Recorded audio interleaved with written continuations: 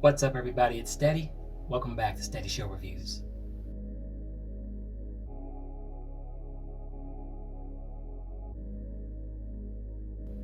With the upcoming release of the new Batman film, directed by Matt Reeves and starring Robert Pattinson, I thought it would be fun to go back and review all the original Batman movies. And first up on that list is the original, Batman '89.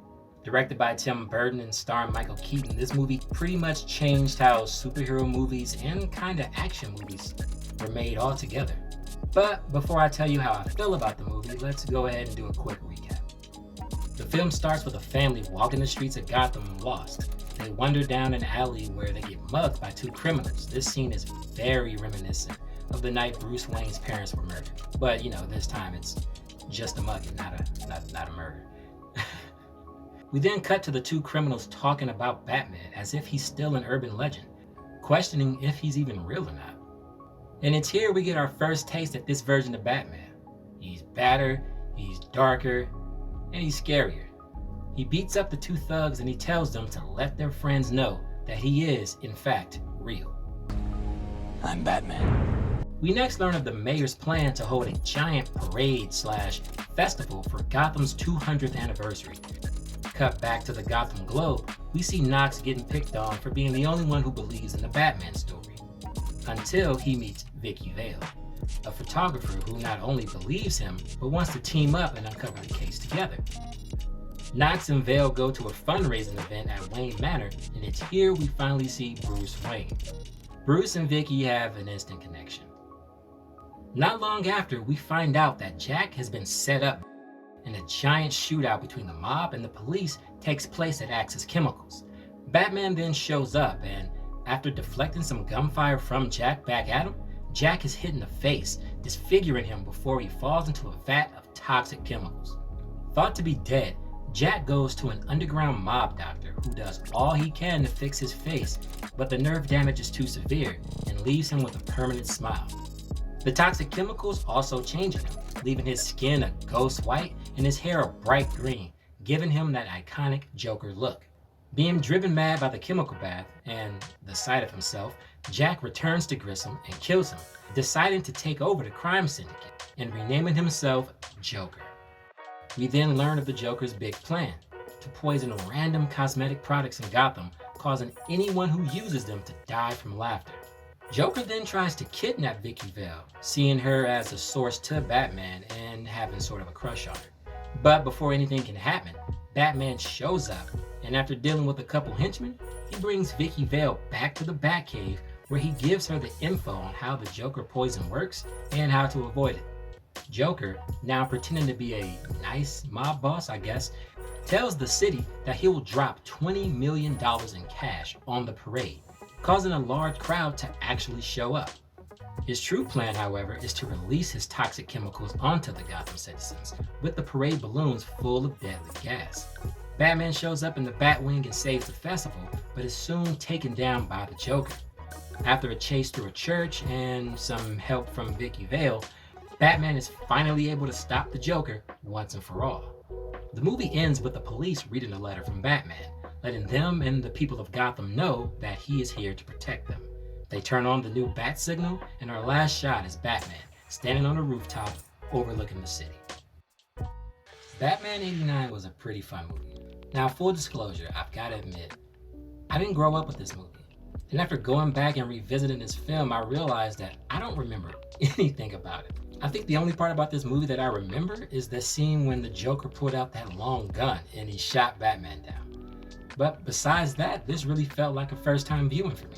I'm a lot more familiar with the second one, Batman Returns, than I am with this one. It's a great movie, but it's not perfect by any means. And I feel like I can confidently say that this isn't my favorite Batman film. But before we get into the stuff that I didn't like, let's go over the stuff that I did. First and foremost, the score. Danny Elfman did a great job with the music in this film. The theme was so good they even carried it over to the animated series. Another thing I loved is the city of Gotham. Gotham looks great in this movie. Gotham, it looks like this lost in time, kind of grungy, noir, just weird place that just can't exist anywhere else outside of a comic book movie. And I love it. I feel like in this movie and in the second one, Batman Returns, this is probably the best version of a live action Gotham. Honestly. It reminds me a lot of those original Sam Raimi Spider-Man films. Like if somebody said, hey, take this comic book and make it real. It's the closest depiction of that you can get. Another thing that I really loved about this movie was the casting. I feel like Michael Keaton not only did a good job as Bruce Wayne, but as Batman too. Jesus! This was one of the few times where I'm watching a Batman movie where Bruce Wayne and Batman feel like two different characters. If I was somebody who existed in that world, in that Gotham, it would probably be hard for me to put two and two together as well. Because you see Michael Keaton as Bruce Wayne, and he's just this quiet, reserved, low talking, out the way, just very, unbecoming person. But then you see Batman, and he's a friggin' beast. I feel like Billy D. Williams as Harvey Dent is such a missed opportunity. I know they recast him later on in the later movies with Tommy Lee Jones, who ended up playing Two-Face. But I really feel like Billy D. Williams could have did a better Two-Face. No disrespect to Tommy Lee Jones, but I would have preferred Billy D. And of course, we can't forget Jack Nicholson as the Joker. When anybody thought about the Joker, it was always Jack Nicholson's Joker. This was their version of this character. The way he looks is perfect. The way he's dressed is perfect. The way they did the face, the Joker's smile, making it something he can't really fix. A little over the top at times, but I really enjoyed this version of the Joker. And I can understand why a lot of other people did too. Because before this, it was just Cesar Romero's version of the Joker from the Batman TV show with Adam West. So, you really had to kind of play off that. Jack Nicholson's Joker is a very good, more mature take on that version of the Joker. Speaking of looking great, I really like the way the Batsuit looked. I really like the way the Batsuit looked. I feel like there were a couple of things they probably could have improved on. We'll get to that. But for the most part, the Batsuit looked great. The colors look nice. The simplicity of it looked nice. The kind of it's body armor now, and it's not just spandex or latex rubber. It's supposed to be like this combat-ready battle suit that this guy puts on. They really give you a reason to kind of fear this thing if you don't know what it is. If you're just some criminal and you see this 6 foot tall crazy dude in all black. I really dug it. The Batsuit looks nice in it. Like I said, there are some improvements or tweaks I would have made to the suit to make it look a little bit better, but for the most part, the Batsuit looks great. And of course, the Batmobile. Oh my God. This is probably my favorite version of the Batmobile ever. That's in any video game, in any comic book, in any TV show, in any movie, whatever. Whenever I'm picturing the Batmobile in my head, it's like, yeah, I'm picturing this one. When it comes to getting that iconic look of Batman's car down, I don't think there's been any other version of this vehicle that looks better, honestly. Another thing that I really loved about this movie is that Batman had freaking gadgets. He had the grappling hook. He had the line zipper. He had bombs. But my favorite Batman gadget from this movie is a Batman gadget I've never even seen before, and that's the trusty ball slapper. There's this guy coming at Batman doing this, I guess, flip kick or whatever. And Batman, being the brilliant fighter that he is, instead of just, swatting him away or simply stepping to the side and not getting kicked, he goes into his arsenal and he pulls out the old ball slapper. And I kid you not, Batman uses a gadget to slap a dude in the balls straight out the air. I've never seen this before. I've seen the old, Adam West show where Batman has had some crazy gadgets. I think there was one episode where he had Barracuda and Manta Ray spray or something like that. I've never seen Batman slap a dude in his balls. Besides that, yeah, I like the fact that Batman had toys. And if we're following that train of things they got right, there's no way we can't bring up the Batcave. This version of the Batcave, just like this version of the Batmobile, are what I think about when I think of Batman. Not the animated series, not the comic books, not like the Arkham video games. No, when I think of the Batcave, it's exactly how it is in this movie. No, it's friggin' dangerous in there. At one point, he has to tell Vicky, like, hey, be careful. But, you know, it feels like Batman. It feels like the Batcave. It feels like this layer that if you're somebody and you just happen to stumble upon in there, you might be a little bit scared and get the heck out of there. For the most part, those are the things that I enjoyed about this film. Like I said, it was a very fun, very campy, you know, like the entire time I was watching this movie, I felt like I was watching an episode of the animated series. And I know the animated series takes a lot of its inspiration from this movie. Like pretty much the animated series wouldn't exist if this movie didn't exist. So it felt very fun. Like that's the best way I can describe my feelings watching this movie. I didn't take it too serious. You know, it wasn't too dark. It wasn't too mature. Probably for the time it was. You know, for the time, I'm pretty sure no one had ever seen anything like this before.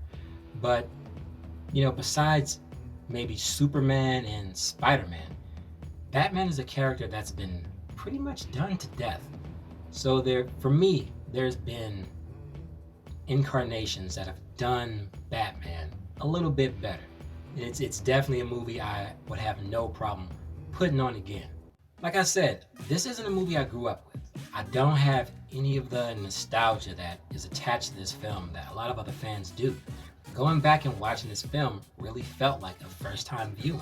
But with all that being said, I know this is going to make a lot of people mad. This movie is 100% dated. No, this movie undoubtedly feels old.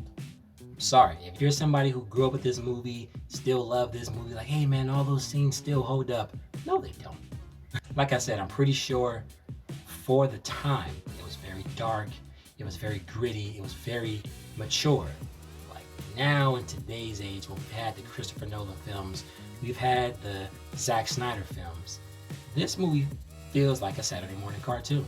That entire dancing with the Joker, I know even people who love this movie kind of look back on that scene and they're like, yeah, this kind of feels out of place. So for a guy like me, who doesn't have that nostalgia, who didn't grow up with this film, I was really looking at that scene like, what the heck is this?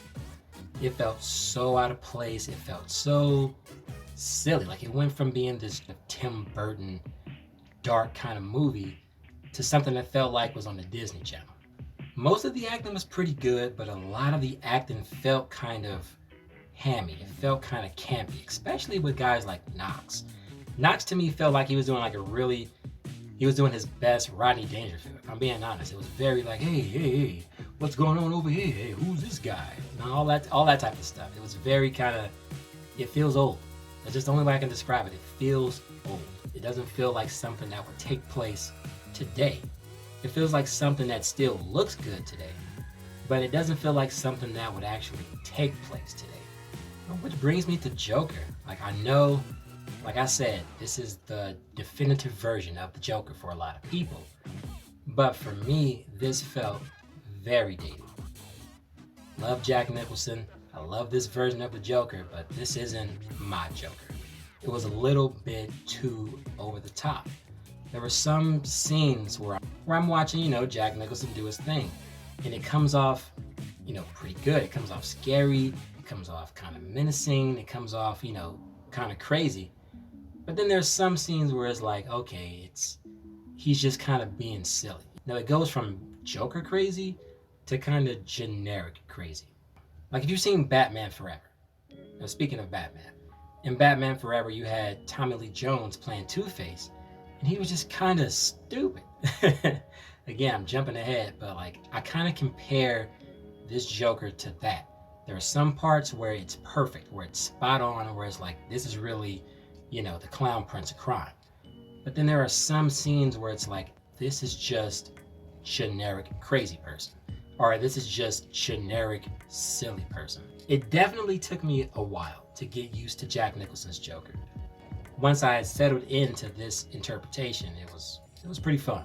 It was pretty fun. Like I said, it's not my favorite version of the Joker. A little bit too over the top in some cases, but very enjoyable. The Batsuit could have been, I don't know if it could have been a lot better, but it could have been better. Mostly talking about the cowl. the chest piece, the emblem, you know, the boots, the boots being Nikes was so cool. Like if you haven't seen that before, you can go look that up. But yeah, like the boots that Batman wears in this movie are just modified Nikes, which is so dope. Batman's cowl was just straight up terrible in this movie. There were certain shots in this movie where Batman just straight up looked like a gummy bear. It was kind of ridiculous. Like it was too thick. It was kind of weirdly painted. Like it looked cheap. It was the only part of the entire suit that I was like, that looks kind of cheap. Also wrote down right here in my notes, it just says, Batman doesn't kill my ass. Anybody who tells you that Batman doesn't kill, tell them to go watch this movie. Because Batman kills a few people in this movie. Like there's one scene where he just straight up blows a bunch of people up. You know, I'm pretty sure he threw a guy to his death too. Anybody who tells you Batman doesn't kill is lying. Batman kills. At least this Batman kills. This Batman for damn sure kills. All in all, Batman 89 was a very enjoyable film.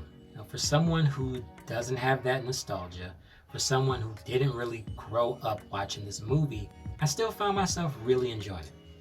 And yeah, there are some issues and a couple of things that you might have seen done better elsewhere.